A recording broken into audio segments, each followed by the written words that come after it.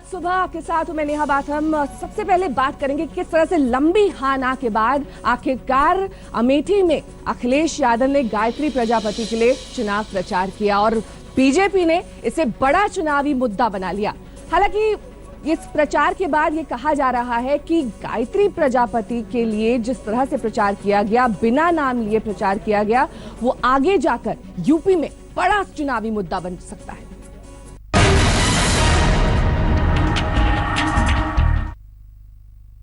अब supreme court ने कह दिया कि पीड़िता पर एक महिला पर अत्याचार किया है, प्राथमिकी दर्ज करो।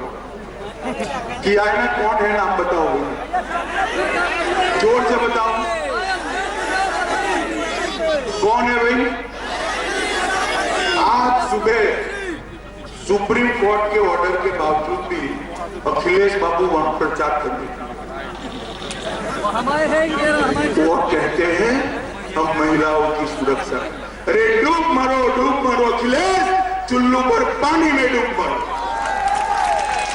जिस पर महिलाओं पर अत्याचार करने का आरोप है, सुप्रीम कोर्ट में लगाया है, उसका प्रचार करने जाते हो। पूरा सुप्रीम कोर्ट का सम्मान होगा और पूरा निष्पक्ष कार्रवाई होगी। मैं आपको ये भरोसा दिलाता हूँ, कानून अपना कार्रवाई करेगा। समाजवादी पार्टी और सरकार को बदनाम करने के लिए कुछ भी हो सकता है, लेकिन इन घटनाओं में जहां कई बार कुछ भी नहीं मिला, इस घटना में मैं कहता हूं कि सरकार पूरी ईमानदारी से जो शिकायत हुई है उसकी मदद करेगी। यह सब केवल श्री अखिलेश यादव जी के संरक्षण के कारण हुआ है। ऐसे अपराध के लिए जिस अपराध के लिए माननीय सर्वोच्च न्यायालय को इनके मंत्री के खिलाफ मुकदमा दर्ज करने का आदेश देना पड़ा हो, इनको तो एक पल के लिए भी मुख्यमंत्री की कुर्सी पर नहीं रहना चाहिए। आप गायत्री प्रजापति पे बलात्कार की बात करते हो, इन गरीबों के दिल को दुखाते हो। आप कहना क्या चाहते हो? गायत्री प्रजापति दावे के साथ कहता है कि अगर आप में हिम्मत है, और मीडिया को मैं कहना चाहता हूं कि कहीं गरीब के बेटे के साथ इतना अन्याय न करो, सच्चाई दिखाओ। गायत्री प्रजापति फांसी पर चढ़ने के तैयार है। चलिए अब गायत्री प्रजापति का परिचय आपसे करा देते हैं। गायत्री प्रजापति दरअसल उन पर अवैध खनन के आरोप लगे, उसके बाद वो रेप मामले में फंस गए और सियासत में आने से पहले दरअसल वो बीपीएल कार्ड धारक हुआ करते थे। लेकिन अब जो चुनावी हलफनामा उन्होंने दाखिल किया है उसमें करोड़ों की संपत्ति उनके पास है। BMW तक का सफर गायत्री प्रजापति ने कैसे तय करा, दिखाते हैं आपकी उनको दिलचस्प कहानी। प्रजापति हमेशा से अखिलेश के निशाने पर रहे, लेकिन चुनावी मौसम में सियासी रिश्ते कैसे बदल जाते हैं उसकी जीती जागती तस्वीर देखिए। गैंगरेप मामले में गायत्री प्रजापति पर केस दर्ज हो जाने के बावजूद उनके लिए प्रचार करने अखिलेश अमेठी पहुंचे तो गायत्री ने भी मंच से नीचे उतरकर सीएम साहब का आभार जता दिया कि कहीं उनकी दागी छवि से अखिलेश का दामन दागदार न हो जाए। पवित्र और अपवित्र के इस सियासी संस्करण पर वोटर भी निहाल हो गए।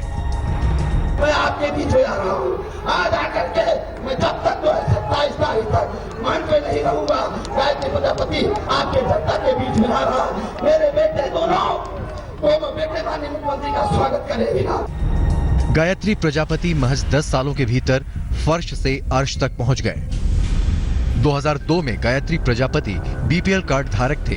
2009-10 में गायत्री प्रजापति की सालाना आय 3,71,000 रुपए थी। 2012 के चुनावी हलफनामे में गायत्री प्रजापति की संपत्ति 1.83 करोड़ थी और 2017 के चुनावी हलफनामे में गायत्री प्रजापति की संपत्ति 10 करोड़ पहुंच गई।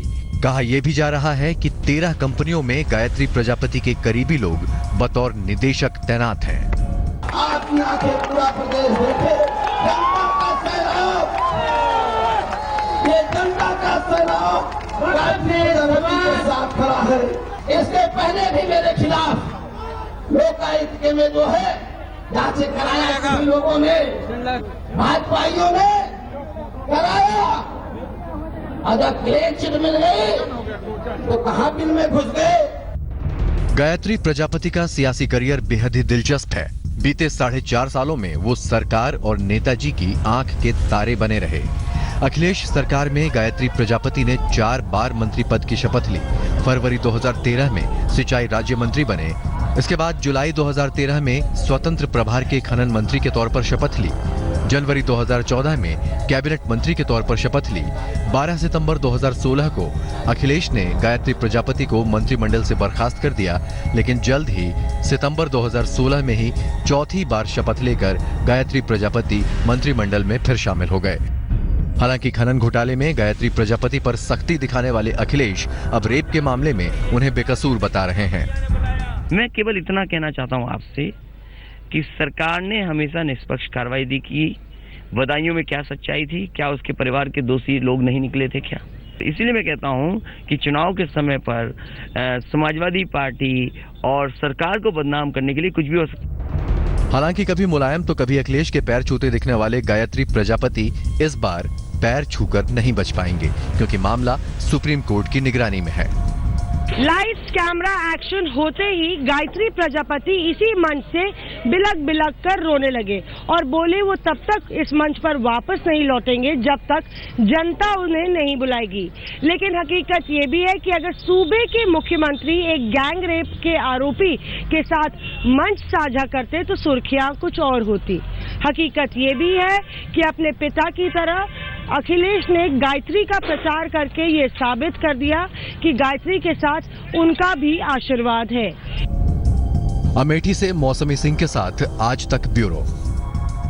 उत्तर प्रदेश में चौथे चरण के चुनाव के लिए आज प्रचार शाम 5 बजे थम जाएगा, जिसके लिए सभी पार्टियों ने अपनी कमर कस ली है। आज राहुल गांधी और अखिलेश यादव का रोड शो है और उनका सामना होगा अमित शाह से। यूपी में चौथे दौर के चुनावी रण के लिए आज दिग्गज पूरा दम लगा देंगे, क्योंकि 23 फरवरी को होने वाली चौथे दौर की वोटिंग के लिए आज शाम 5 बजे प्रचार थम जाएगा।